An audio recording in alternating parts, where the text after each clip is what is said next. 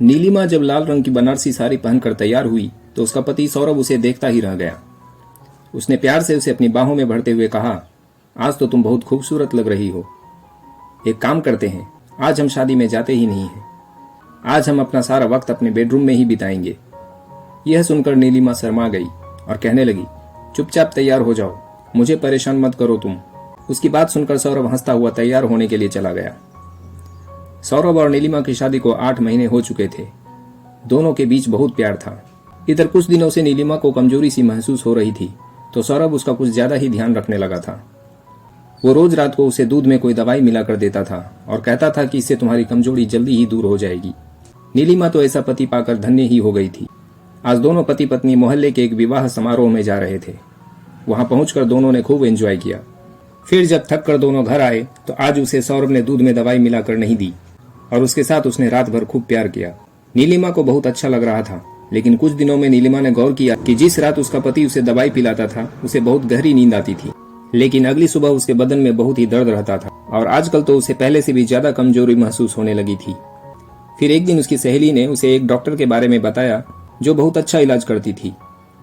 तो नीलिमा भी घर का काम निपटाकर उस डॉक्टर के पास चली गई। डॉक्टर ने कुछ चेकअप किया और फिर नीलिमा ने उसे वह दवाई दिखाई जो उसका पति उसे दे रहा था। डॉक्टर उस दवाई को देखते ही चौंक गई और कहने लगी, यह तो नींद की दवाई है, इससे कमजोरी कैसे दूर हो सकती है। यह सुनकर वह सन्न रह गई कि आखिर उसका पति उसे नींद की दवा क्यों देता है। उसका मन विचलित होने लगा और उसे याद आने लगा कि जिस रात सौरभ उसे दूध नहीं देता था उस रात उसे ज्यादा गहरी नींद नहीं आती थी।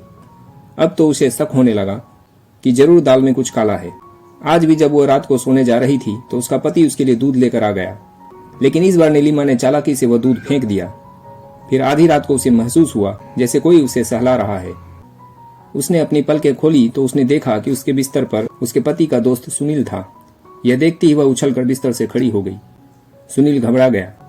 नीलिमा चिल्लाते हुए बोली, तुम यहाँ मेरे कमरे में क्या कर रहे हो और सौरभ कहाँ है।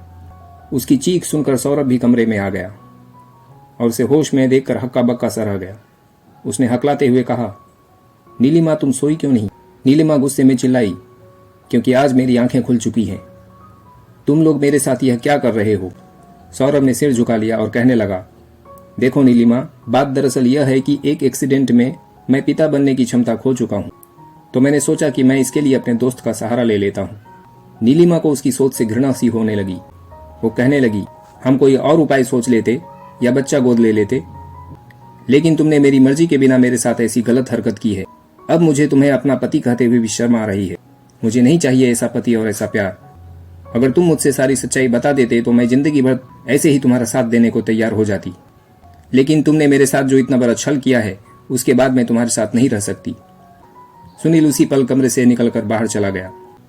सौरभ उसके सामने हाथ जोड़ते हुए माफी मांगने लगा, लेकिन नीलिमा के दिल से वह उतर चुका था और वह उसे माफ नहीं कर पा रही थी।